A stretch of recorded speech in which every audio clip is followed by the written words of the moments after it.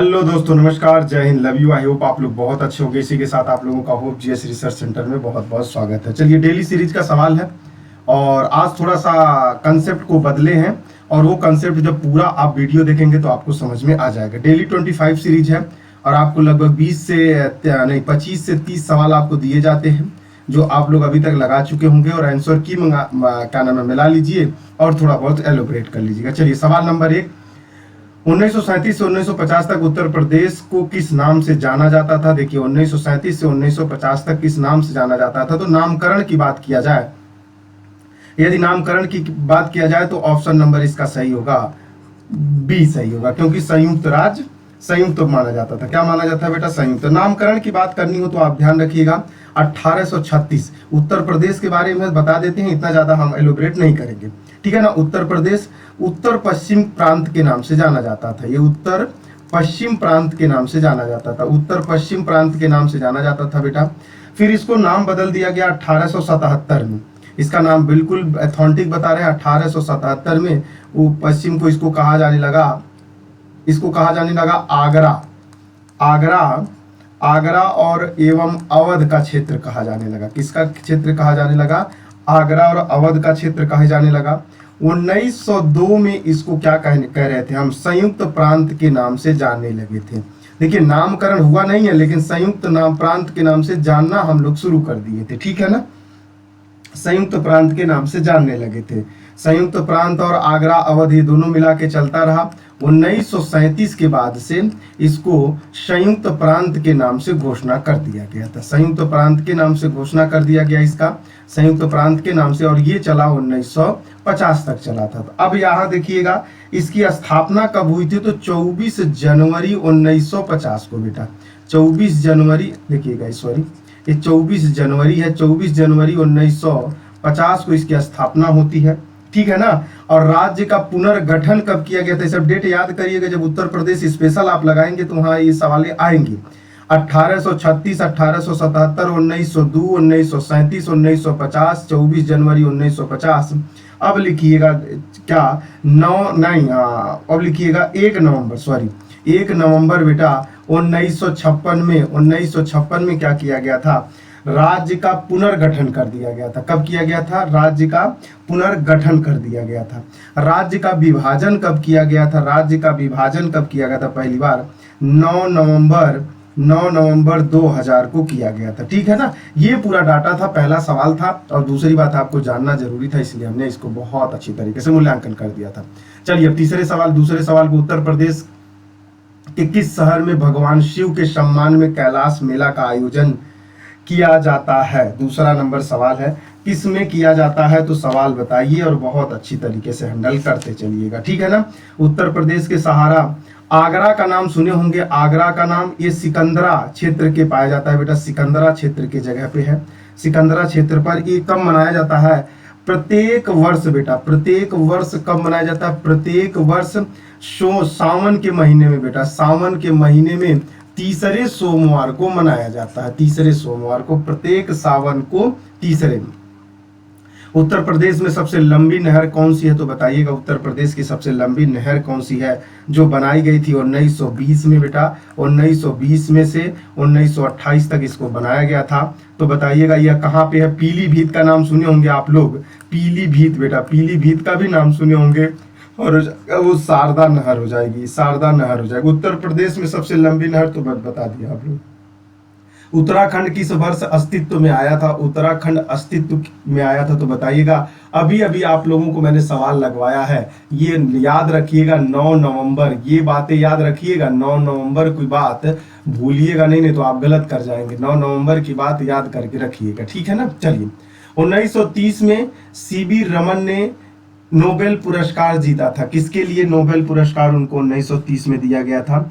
प्रकाश के प्रकीर्णन की व्याख्या के लिए 1930 में उनको भौतिक शास्त्र के रूप में, प्रकाश बेटा ध्यान रखिएगा, प्रकाश के बारे में, प्रकाश प्रकीर्णन, प्रिज्म का नाम सुने ही होंगे आप लोग, प्रकीर्णन है बेटा, प्रकीर्णन के बारे में उनको दिया गया था, ठीक है ना। पेन थोड़ा सा पतला कर लीजिए सर, क्योंकि बहुत भयंकर चल रहा है। हाँ चलिए, अब ये सही है, ये आपको याद होना चाहिए था।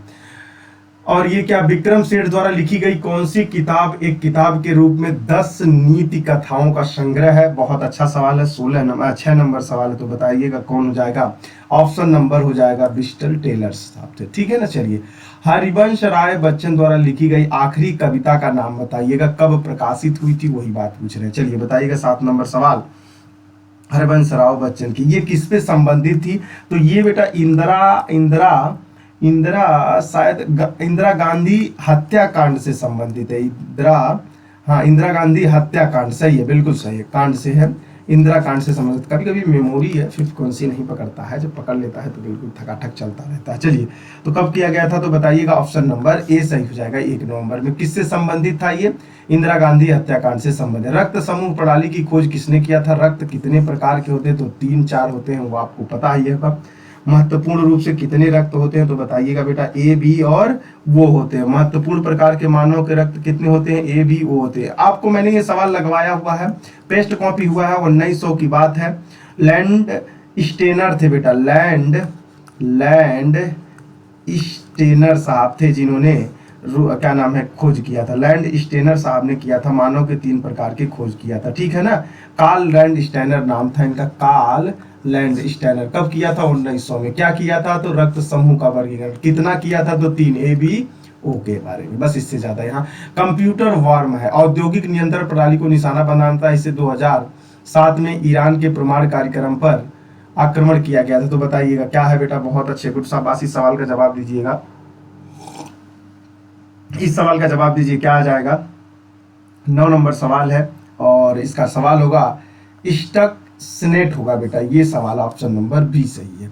ये बताइए, तमिलनाडु श्रीलंका के मन्नार के जिला के बीच जला संधि को क्या कहा जाता है? बहुत अच्छा, तमिलनाडु और श्रीलंका, ये मैंने जियोग्राफी के क्लास में पढ़ा चुका है, आपको डिस्क्रिप्शन में जाइएगा, पक्का मिलेगा। ये सब मैंने भारत के विस्तार के बारे में बताया, तो उसमें मलक्का जल संधि, पाक जल संधि और सारे जल संधि के बारे में बताया। तो पाक जल डमरू मध्य होगा बेटा, यही है पाक जला संधि, इसी का नाम है, नमवा बदल के रखा गया। चलिए सवाल इसको लगाइएगा, निम्नलिखित में से संयुक्त राज्य अमेरिका किस राज्य की सीमा संयुक्त राज्य के किस राज्य अन्य सीमा के साथ साझा नहीं करता है? तो बताइएगा। बहुत अच्छा सवाल है, यदि आप लगा पा रहे हैं तो अच्छी बात है, नहीं लगा पाएंगे तो आप लोगों ने मैप देखा ही होगा।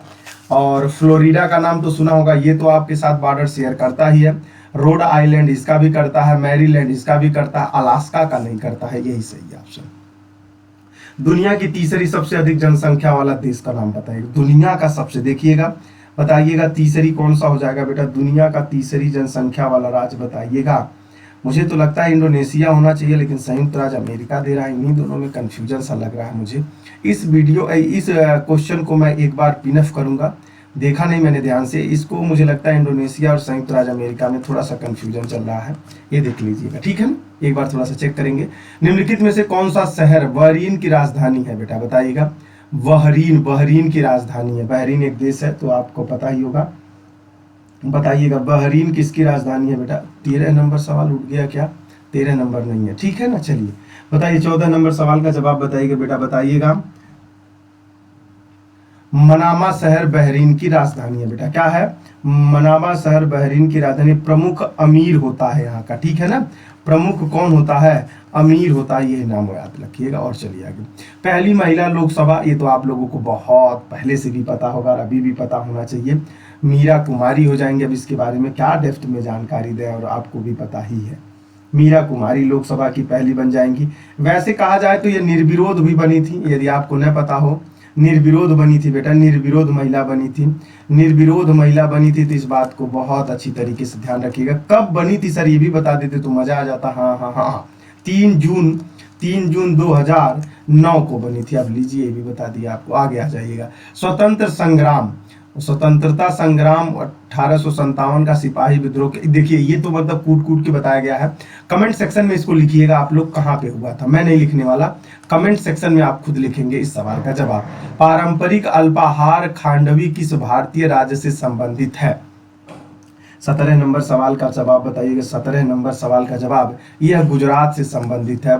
पारंपरिक अल्पाहार खांडवी किस राशि। देखिए ऐसा तो बात खांडवी मांडवी जो होता है या तो महाराष्ट्र साइड में हो या तो राजस्थान या तो गुजरात, इसी एरिया में से आते हैं।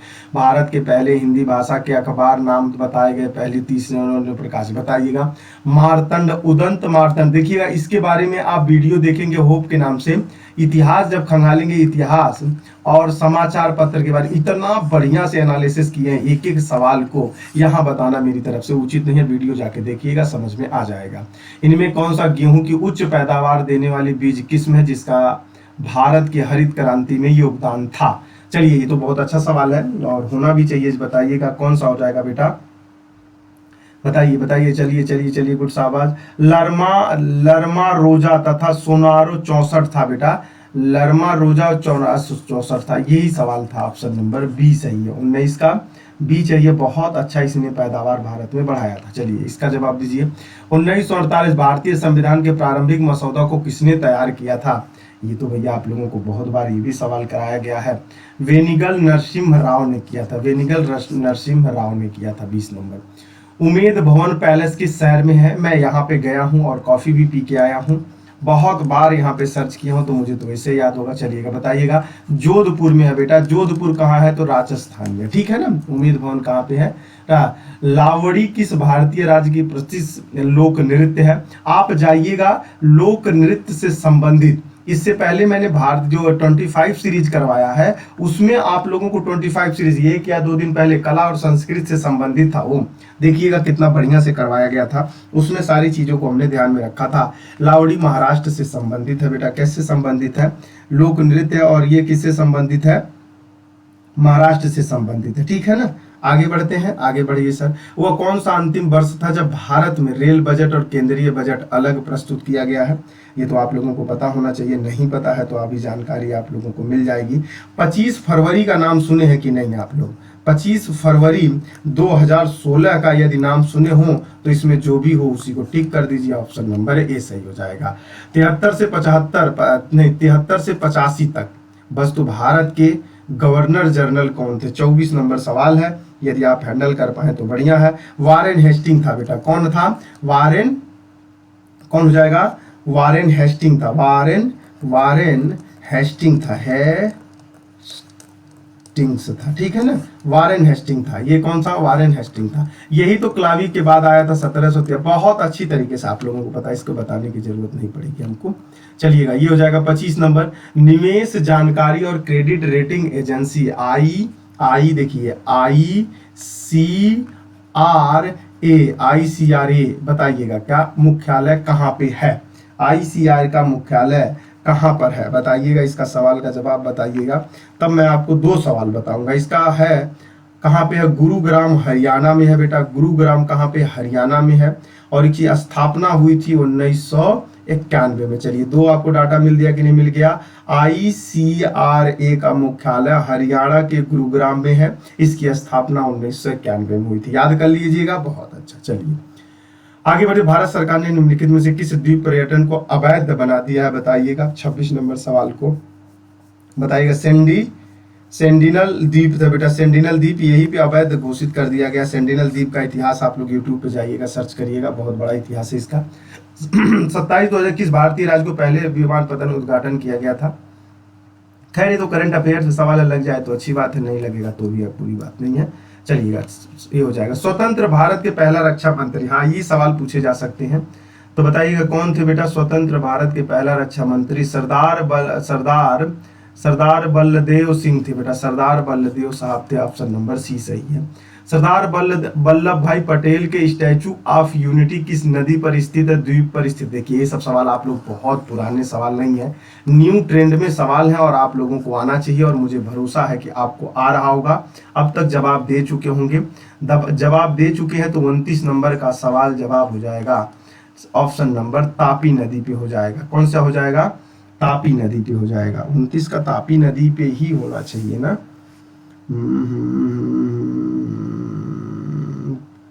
केवड़िया में साधु बेट नामक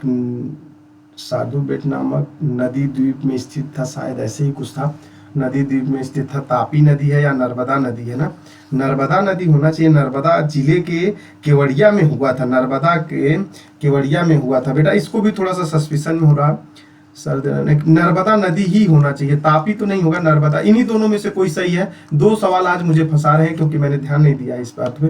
तो चलिएगा, इसमें पुष्प के किस हिस्से में परागन का उत्पादन होता है? पुष्प के किस, वो दोनों को हम अभी आपको पिन अप कर देंगे, आपको सवाल का जवाब मिल जाएगा। 30 नंबर सवाल का जवाब दीजिएगा। 30 नंबर सवाल का जवाब पराग कोश में होता है। क्या होता है? पराग कोश में होता है। कंफ्यूजन सा हो रहा है ना, वहां पे तापी नदी तो वहां पे होना नहीं चाहिए, लेकिन अभी नर्मदा नदी पे ही बनाया गया। ये तो मुझे भी डिट्टो है, लेकिन कंफर्म कहना थोड़ा सा दिक्कत हो रहा है। चलिए, अब आप लोगों को आजाद हिंद फौज से संबंधित, आजाद हिंद फौज से संबंधित जो डाटा देने जा रहे हैं, मान के चलिएगा इससे ज्यादा आपको यदि किसी एग्जाम में पढ़ने की जरूरत पड़ेगी तो आप बताइएगा। इससे ज्यादा पढ़ने की जरूरत नहीं पड़ेगी। एक एक लाइन हम बहुत अच्छी तरीके से देखते चल रहे हैं और आप नोट्स बनाते चलिएगा, ठीक है ना? आप लोग नोट्स बनाते चलिएगा। आजाद हिंद फौज और नेता सुभाष चंद्र बोस जी के बीच में जितनी भी सारे शब्द है, लाइन बाय लाइन हम करना शुरू कर रहे हैं। देखिएगा, आजाद हिंद फौज, तो मुझे हाइलाइटर ले लेने दीजिए बहुत अच्छी तरीके से, ये हाइलाइटर चौड़ा वाला।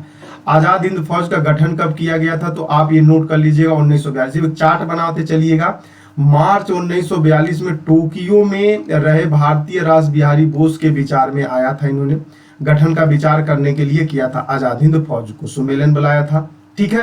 कैप्टन मोहन सिंह, ध्यान रखिएगा, कैप्टन मोहन सिंह और दूसरा रास बिहारी बोस, निरंजन सिंह गिल के सहयोग से ही आजाद हिंद फौज का गठन किया गया था। बात ध्यान रखिएगा, आजाद हिंद फौज का गठन क्यों किया जा रहा है? तो आपको पता है ना, भारत छोड़ो आंदोलन के बाद, भारत छोड़ो आंदोलन के बाद और फॉरवर्ड ब्लॉक से उन्होंने अपना, और कांग्रेस की अध्यक्षता से सुभाष चंद्र बोस जी ने क्या दे दिया है? इस्तीफा दे दिया है। आजाद हिंद फौज की स्थापना विचार सर्वप्रथम कैप्टन मनमोहन सिंह के विचार में आया था, मन में आया था। इसी क्रम को आजादी की प्रथम डिवीजन सितंबर 1942, ये बात याद रखिएगा, 1942 को, इसको याद रखिएगा, कैप्टन मोहन सिंह के अधीन हुआ। और देखिएगा 2 जुलाई 1943 में, देखिएगा 2 जुलाई सुभाष चंद्र बोस जी सिंगापुर पहुंच जाते हैं। आजाद हिंद फौज का सर्वोच्च सेनापति घोषित किया गया। इनको सर्वोच्च सेनापति कब घोषित किया गया? 1943 तो सही है, लेकिन 2 जुलाई से पक्का याद करिएगा। सुभाष चंद्र बोस जी ने नेतृत्व 4 जुलाई से संभाला था, यह बात ध्यान रखिएगा। 4 जुलाई 1943 से इन्होंने अपना पुनर्गठन को संभाल लिया था। 21 अक्टूबर, ध्यान रखिएगा, ये सब डेट याद रखिएगा, 21 अक्टूबर को सुभाष चंद्र बोस जी ने सिंगापुर में स्वतंत्र भारत पर अस्थायी सरकार का गठन कर दिया गया। तो आपसे सवाल क्या पूछेगा? अच्छा बताइए, सुभाष चंद्र बोस जी ने अस्थायी सरकार का गठन कहाँ किया? तो सिंगापुर में किया था। कब किया था? तो 21 अक्टूबर 1943 को किया था। और किन देशों ने मान्यता दिया था? तो जर्मनी ने दे दिया था, उस समय हिटलर था और सुभाष चंद्र बोस जी से बहुत ज्यादा पड़ता भी था। जापान ने सहयोगी किया था, समर्थक देशों ने मान्यता भी दे दिया था इनकी बारे को, ठीक है ना। मित्र राष्ट्रों ने विरुद्ध युद्ध घोषणा कर दी थी, ठीक है ना, ये बात याद रखिएगा। वैसे ये बात आपको उत्तर प्रदेश BA में लिखने में जरूरत पड़ेगी, वैसे नहीं। सुभाष चंद्र बोस जी के दिल्ली चलो का नारा इन्होंने ही दिया था। जय हिंद का नारा आप लोगों को इन्होंने ही दिया था, जो आज प्रसिद्ध है। तुम मुझे खून दो, मैं तुम्हें आजादी दूंगा, आजाद हिंद, क्या नाम है, सुभाष चंद्र बोस ने ही कहा था। महिलाओं के लिए, इन्होंने महिलाओं के लिए रानी झांसी रेजिमेंट के नाम से एक रेजिमेंट का गठन किया था। आजाद हिंद फौज में 3 ब्रिगेड थे, ये याद रखिएगा। ब्रिगेड कितने थे? 3 ब्रिगेड थे। एक सुभाष ब्रिगेड था, एक नेहरू ब्रिगेड था और एक गांधी ब्रिगेड था, ठीक है ना। 3 ब्रिगेड का नाम आप लोगों को बहुत अच्छी तरीके से पता होना चाहिए। मैं कह रहा हूं कि सुभाष चंद्र बोस जी से और आजाद हिंद फौज से संबंधित इससे ज्यादा यदि सवाल पढ़ना पड़ जाए तो आप जो कहिएगा तो, लेकिन ये मान के चलिएगा 1948 से आज तक का सवाल उठा लीजिए, आजाद हिंद फौज का सवाल इससे ज्यादा कहीं नहीं जाएगा। सुभाष चंद्र बोस जी ने 6 जुलाई 1944 को रेडियो पर बोलते हुए महात्मा गांधी को संबोधित किया था कि स्वाधीनता का आखिरी युद्ध शुरू हो चुका है। राष्ट्रपिता का नाम देखिएगा, 6 जुलाई 1944 को दिया था। और भारत की मुक्ति के इस पवित्र युद्ध में मैं आपका आशीर्वाद और शुभकामनाएं चाहते हैं, या चाहता हूं, जो भी कुछ कहना चाहिए वहां पे ट्रांसलेशन आप अपने हिसाब से मेंशन कर सकते हैं। ये था आप लोगों को मुख्य इंपॉर्टेंट चैप्टर। जापान की सेना अंडमान निकोबार द्वीप समूह पर सुभाष चंद्र बोस की सरकार को सौंप दिया गया, ठीक है ना। ये लाइन याद रखिए। ऐसे ये लाइन याद करने की जरूरत नहीं है, व्यवहारिक रूप की लाइन है, यहाँ पे तो एलोबरेट करना है तो अभी मजा आ जाएगा, बहुत जबरदस्त तरीके से चर्चा किया जा सकता है। अच्छा रुकिए, एक बार और थोड़ा सा इसको हम बढ़ा दें, 1 मिनट बेटा। हाँ अभी आप लोगों के लिए, अरे आ जाओ भाई, आ जाओ आ जाओ। हाँ थोड़ा सा बड़ा होता है तो आप लोगों को क्लियरिटी से दिखाई देता है, क्योंकि मोबाइल पे छोटा पड़ता है ना। चलिए, तो अप्रैल देखिएगा, अप्रैल 1944 में सेना का झंडा, अप्रैल 1944 में सेना का झंडा मोइरांग में, मोइरांग कहाँ पे, हम मणिपुर में है, ये सवाल आपसे पूछा जा चुका है, फहरा दिया था उन्होंने। 1945 में द्वितीय विश्व युद्ध, जापान की हार के साथ आजाद हिंद फौज कि सिपाहियों को भी जापानी के साथ आत्मसमर्पण करना पड़ गया था, क्योंकि उस समय द्वितीय विश्व युद्ध चल रहा था और जापानी सेना हार, भारतीय सेना क्या नहीं, पूरा द्वितीय विश्व युद्ध में जापान हार चुका था। उसी बात का शोक मनाने के चक्कर में ये सब समर्पण करना पड़ा इनको, ठीक है ना। चलिए आगे बढ़े। भारतीय राष्ट्रीय कांग्रेस ने आजाद हिंद फौज का बचाने के लिए, जैसे आजाद हिंद फौज ने क्या कर दिया, समर्पण कर दिया, अब उसके बचाव को लेके अपनी एक समिति की गठन की गई, एक समिति की गठन की गई।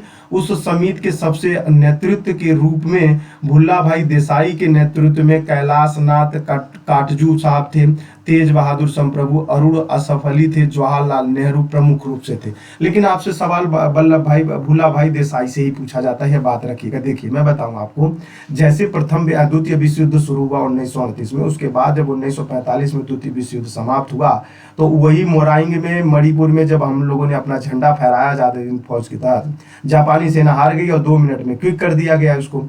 तो उसी के साथ अंग्रेजों को समर्पण करना पड़ा। किसको करना पड़ा? अंग्रेजों को। तो वहीं से अंग्रेजों को समर्पण किए, तो भारतीय सेनाओं को भी समर्पण करना पड़ा। अब भारतीय सेनाओं ने जब समर्पण किया तो उसको बचाव के लिए एक समिति का गठन कर दिया। किसने? कांग्रेस ने। देखिए यही बतिया, देखिए कांग्रेस ने गठन कर दिया और ये उनके मुख्य सदस्य थे। तो नाम बहुत बार पूछा है, लेकिन इन्हीं का नाम बार बार पूछता है, यही बताना चाह रहे।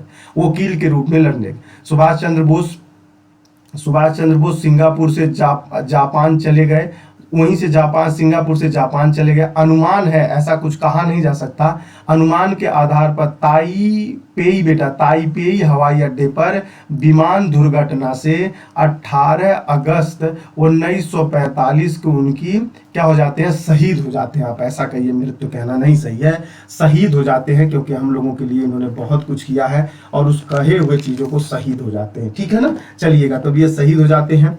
और फिर देखिए, वैसे शहीद शब्द तो जो युद्ध में मरते हैं उन्हीं, क्या नाम है, डेथ होता है उन्हीं को कहा जाता है। खैर चलिए, हमारे लिए संबोधन है, शब्द से क्या।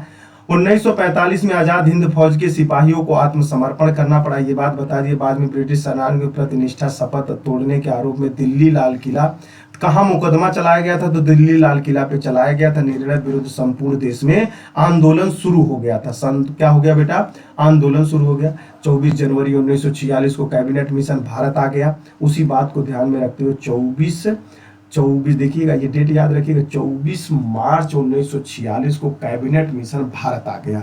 उस समय उसका अध्यक्ष कौन था? तो लॉर्ड पैंथिक लॉरेंस इसका अध्यक्ष बना। 2 सदस्य से स्टेफोर्ड क्रिप्स मिशन था, वो जो आप लोगों को क्रिप्स मिशन वापस कर दिया गया, यह अध्यक्ष बोर्ड ऑफ ट्रेड का था बेटा।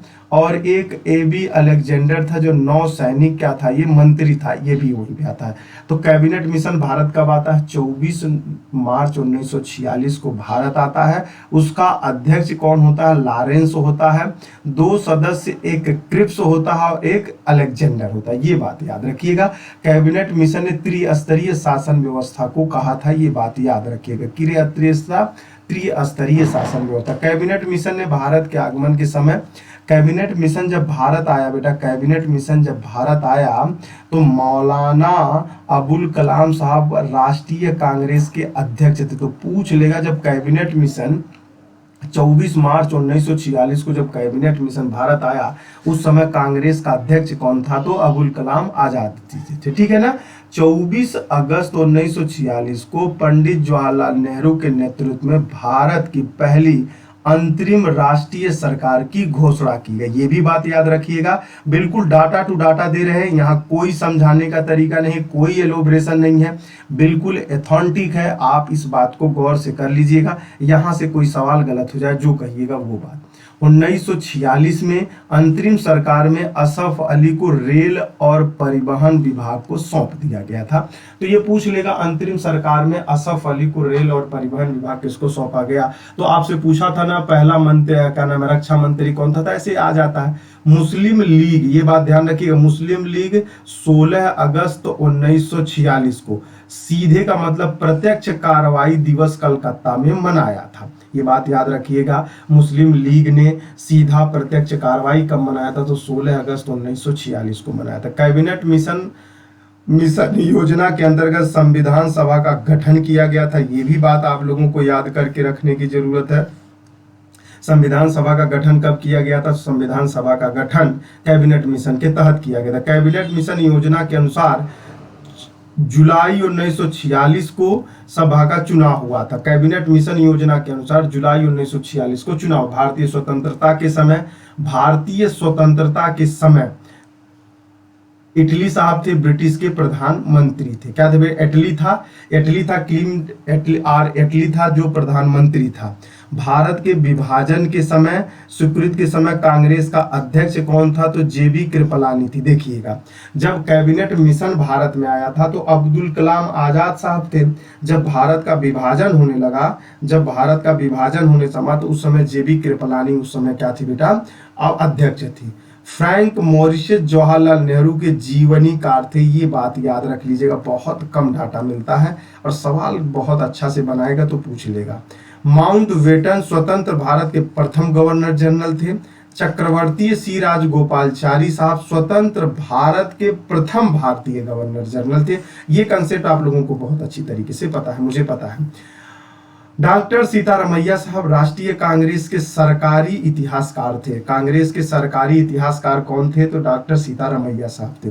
पंडित जवाहरलाल नेहरू का कथन क्या था उस समय, देखिएगा, प्रत्येक वस्तु प्रतीक्षा कर सकती है परंतु कृषि नहीं। ये डाटा आप याद रखिएगा, इससे ज्यादा कुछ भी नहीं है। भारत छोड़ो आंदोलन के समय महात्मा गांधी ने कहा था, भारत छोड़ो आंदोलन के समय महात्मा गांधी जी ने कहा था, क्या कहा था, आजादी हमारी पहुंच के अंतर्गत है, हमें इसे कसकर पकड़ना चाहिए। ये बात आप लोगों को बहुत उचित तरीके से याद करने की जरूरत है और याद कर लीजिएगा, यही आपके जीवन में आजाद हिंद फौज से यदि कोई सवाल बना, इससे ज्यादा कुछ भी नहीं बनेगा। इसी के साथ मैं विदा लेता हूँ। मस्त रहिए, खुश रहिए, लाइक शेयर कमेंट करते रहिए। आप लोग करते भी नहीं है और करना चाहिए, लेकिन आप लोग करते नहीं। चलिए, बाय, लव यू।